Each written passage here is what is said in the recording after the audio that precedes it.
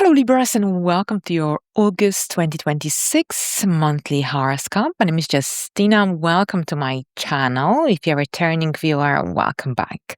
Alright, so today we are going to look at the energies taking place in the month of August, and I'll tell you how they may influence your sign on a deeper level. I follow Western astrology and tropical zodiac, and this horoscope is most accurate for your rising sign, also called the ascendant sign.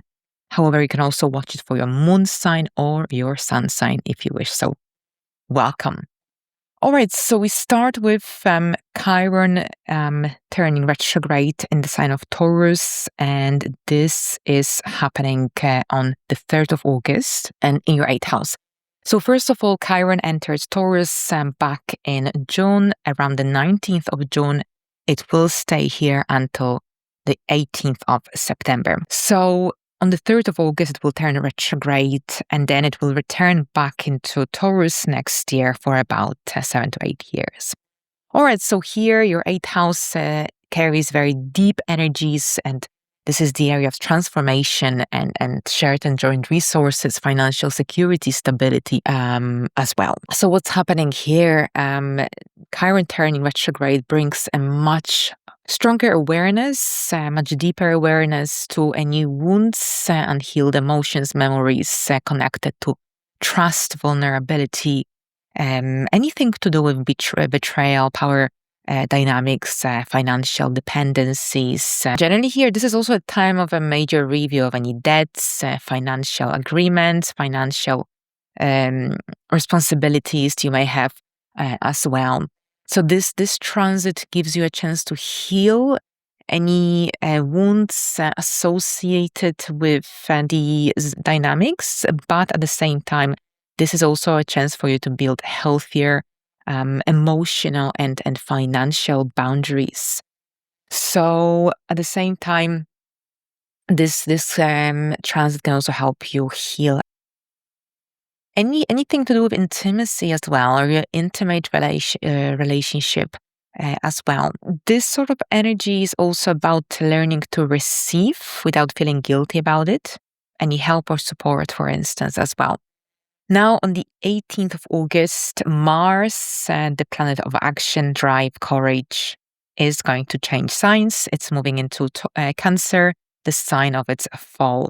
This is your 10th house. So here, Mars in Cancer, yes, Mars here will speed things up. It brings a lot of passionate and competitive energy for about 7 to 8 weeks. And it's also going to increase your drive, increase your motivation as well. So it's an amazing time to make progress. However, because Mars in Cancer is not comfortable, this is when you can generally get easily emotionally triggered. This is when you might get easily offended or perhaps snap when it's not really, or perhaps snap during some hot heated debates. So I think it's something to watch out for during Mars in Cancer transit is watch your reactions and responses to things that perhaps you might find slightly upsetting, because Mars in Cancer can be overreactive. And at the same time, this energy can bring more responsibilities, can lead to perhaps you wanting to achieve more. So yes, the sense of ambition is also higher during this time. But at the same time, watch out for any conflicts with any superiors or managers, authority figures. Overall, especially here when you feel underappreciated or undervalued. So on the one hand, this transit can make you more ambitious, more assertive, more confident, more driven, but at the same time, it's easier to lose control, or it can make you more impatient, more reactive, overreactive. So don't take things personally. Don't take everything personally during this time. Now, the highlight of the month occurs on August the 12th, and this is when the solar eclipse in Leo takes place at around 20 degrees in your 11th house. So friendships, groups, communities, long-term aspirations and dreams and hopes for the future as well. So this eclipse is connected to a new chapter in your life related to your social world, connected to your long-term dreams, your long-term goals. It could be related to you entering new communities, new social circle, for example. This could be connected to generally new people entering your reality. If we look at this eclipse, we need to look at the bigger picture as well. You've got a south node here as of the 26th of July, and also these eclipses on the 5th and the 11th house will be reoccurring every 6 months. There will be more eclipses in Aquarius than in Leo, but overall, this cycle brings new people into your life. It brings more aligned connections. It could see you forming new friendships. It could see you joining new groups, communities as well. So it's a really great time. Sometimes under the influence of this energy, people tend to join new organizations, change jobs as well. And perhaps also this could be related to working for a larger organization or with a larger group, for instance, as well. But at the same time, this is about some of your dreams coming to fruition as well. Now, the South Node will be here, so it's this solar eclipse carries a karmic undertone, a karmic essence, which also indicates that you'll be redefining your dreams and goals for the future. Your idea of what you want to, where you want to be, where you want to go is shifting here. You're becoming more realistic, and your priorities are changing. As a result of that, your goals and aspirations for the future as well. Now, on the 23rd, we start the Sun enters Virgo, so we start Virgo season. Very productive time of the year. For you, this is your 12th house. So when the Sun transits the sign that is before our ascendant or before our Sun sign, this tends to be a rather of a introverted time, a time of withdrawal, a time of contemplation, reflection, evaluation, a time when you need some time alone. This is when you can recharge. This is when you can recharge your batteries. This is when you can collect your thoughts as well.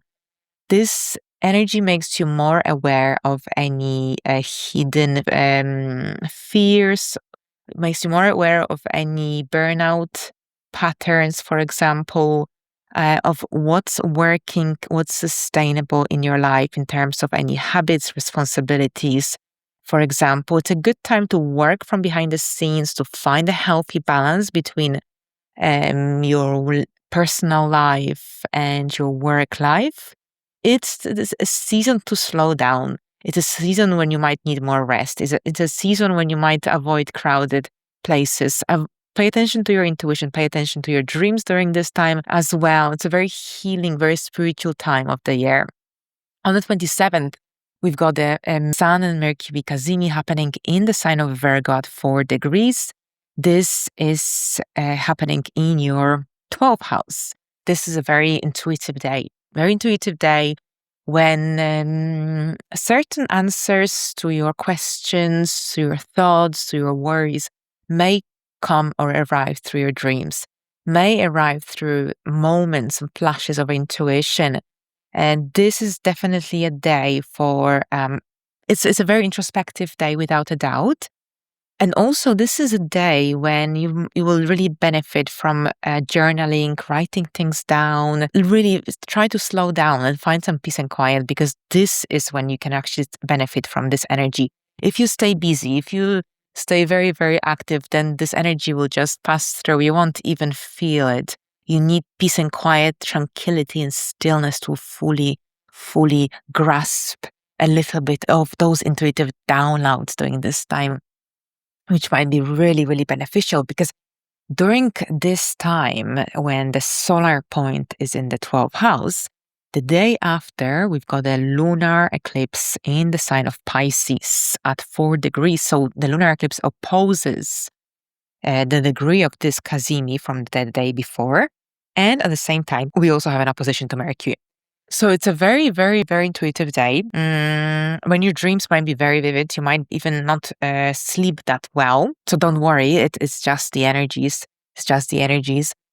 But it's essential to engage in activities that really bring that peace of mind, inner peace.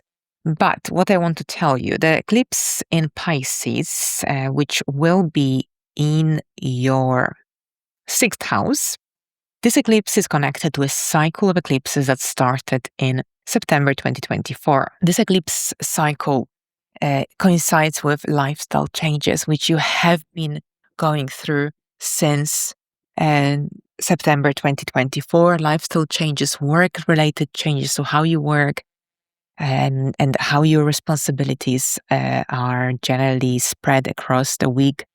This has probably undergone a certain degree of a shift and a change for you. And here, this lunar eclipse is connected to generally, it could bring a sense of culmination or a turning point in the sphere of your well-being. Something in your routine might be changing. You might realize that maybe some parts of your lifestyle are not sustainable and something needs to shift. Maybe this is connected to some habits that you want to perhaps change.